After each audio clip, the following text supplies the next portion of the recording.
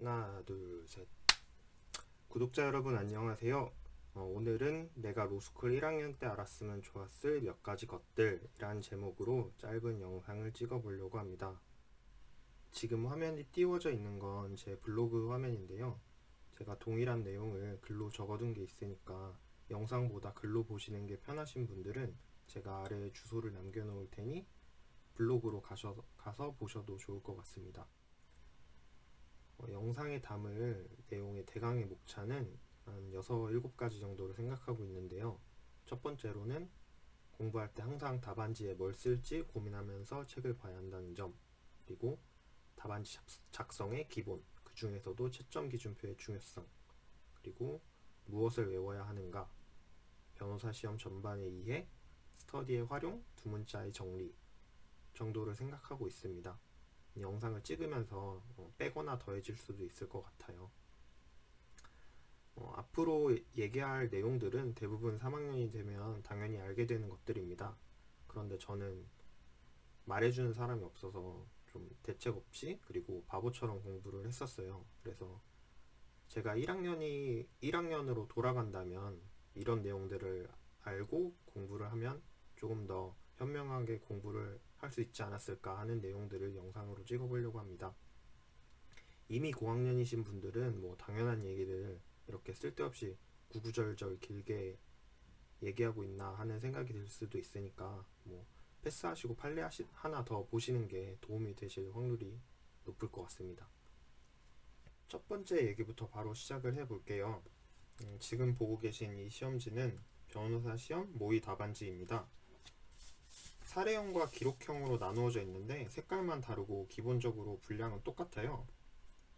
그리고 뭐 로스쿨 3년 동안 아마 대부분의 시험을 이 변호사 시험 모의 시험 답안지로 보게 되실 거고, 변호사 시험은 선택 과목, 기록형, 사례형 모두 이 답안지로 보게 되실 겁니다. 객관식은 당연히 OMR 카드에 마킹을 하고요. 그래서 이 답안지를 1시간 동안 한 면, 두 면, 세 면, 네 면, 총 132주를 써야 되거든요. 그래서 그거를 제가 표로 한번 만들어 봤어요. 1시간 동안, 그리고 이거를 점수로 나누면은 얼마 정도를 써야 하는지 표를 잠깐 보여드릴게요. 방금 보신 표는 문제 읽는 시간을 제외하고 순수하게 쓰기만 했을 때를 가정을 해서 총 시간당 얼마를 써야 되는지 나타낸 거거든요. 그래서 실제 문제를 읽는 시간이나 고민하는 시간을 고려하면 시간은 더 촉박하게 됩니다. 저는 기본적으로 그래서 10점당 5분 정도로 생각을 해서 문제를 풀었던 것 같아요. 몇몇 특출난 케이스를 제외하면 대부분의 평범한 수험생은 이 분량을 전부 다 채우는 게 정말 쉽지가 않습니다. 그래서 과목별이나 뭐 사례형, 기록형에서의 분량 조절은 나중에 다시 얘기를 하도록 하고, 지금은 우선 시험장에서 주어진 시간이 매우 촉박하다는 것 정도만 짚고 넘어갈게요. 여기서 잠깐 생각을 해보면 저희가 한 학기에 읽어야 될 분량은 과목당 최소 수백 페이지에서 많으면 1, 2천 페이지를 훌쩍 뛰어넘게 되는데, 우리가 쓸 수 있는 분량은 시간당 100줄 남짓밖에 안 되거든요. 공부하는 양에 비해서 답안지에 현출할 수 있는 양이 굉장히 적다는 거. 그래서 저는 1학년 때 정말 공부를 잘못했던 게, 그냥 아무 생각 없이 기본 강의 그리고 학교 강의 들으면서 그냥 교과서의 첫 페이지부터 시험 범위까지 줄줄줄 읽기만 하다가 시험을 치러 들어갔던 때가 많았어요. 근데 그렇게 공부를 하고 시험을 치면 당연히 기억이 안 납니다.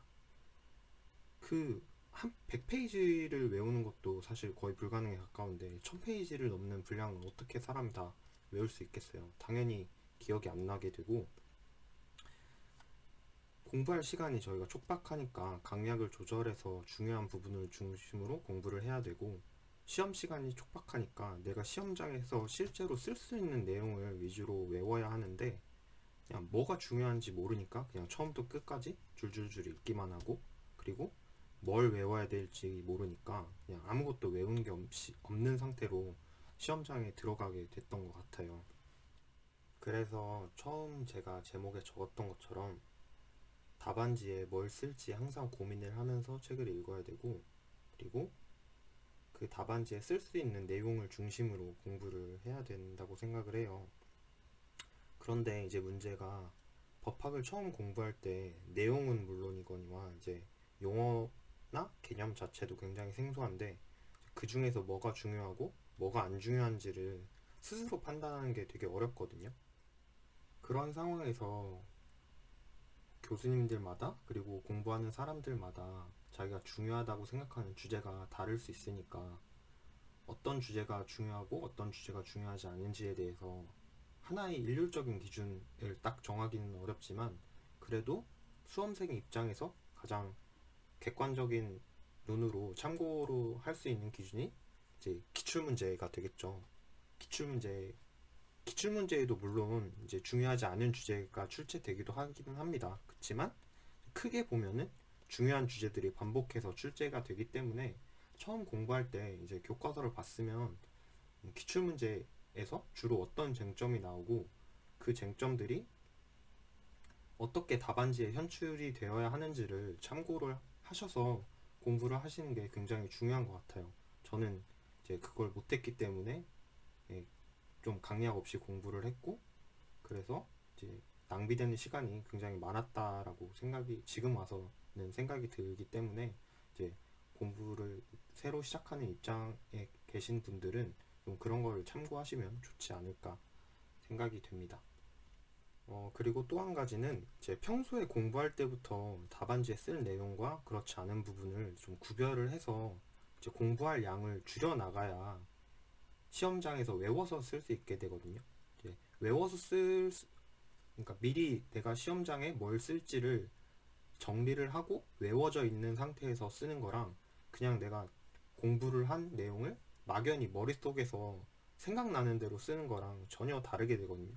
시험 시간을 절약하는 데 있어서도 그렇고 분량이나 내용의 정확성에 있어서도 내가 외운 쟁점과 그렇지 않은 쟁점은 현격하게 차이가 날 수밖에 없어요. 근데 그걸 잘 외우기 위해서는 결국에는 분량을 좀 줄여놔야 됩니다. 우리가 모든 걸 다 외울 수가 없잖아요. 그래서 중요한 것들은 좀 더 집중을 해서 외우고 반대로 이제 중요성이 좀 떨어지는 것들은 이제 최소한만 외우거나 아니면은 기억나는 대로 쓰거나 그런 식으로 할 수밖에 없거든요. 이제 뭐 단권화라는 얘기를 많이 듣게 되실 텐데 이제 단권화도 저는 처음에는 이걸 책을 한 권을 만들어야 된다라는 걸로 이해를 했었는데 이제 그게 아니라 물론 책을 한 권을 만드는 것도 중요합니다. 왜냐면 이제 책이 여러 권이면 이걸 빠른 시간 안에 보기가 굉장히 힘들어지잖아요. 근데 사실은 그게 핵심이 아니라 이제 시험 직전에 빠르게 내가 정리된 내용을 외우고 들어갈 수 있는 그 나만의 답안지 같은 거를 이제 압축하고 정리하는 게 핵심인 거예요. 그래서 굳이 책이 여러 한 권이 아니더라도 내가 시험 전에 이걸 빠르게 보고 그 중에서 외울 수 있는 거를 추려내 가지고 그걸 외워 가지고 시험장에 들어가서 답안지 현출해 내는 게 결국 궁극적인 목표인데 이제 그래서 다음 편에서는 이제 답안지를 좀 구체적으로 어떻게 써야 되는지 그런 것들에 대해서 얘기를 해 보겠습니다. 영상 봐주셔서 감사합니다.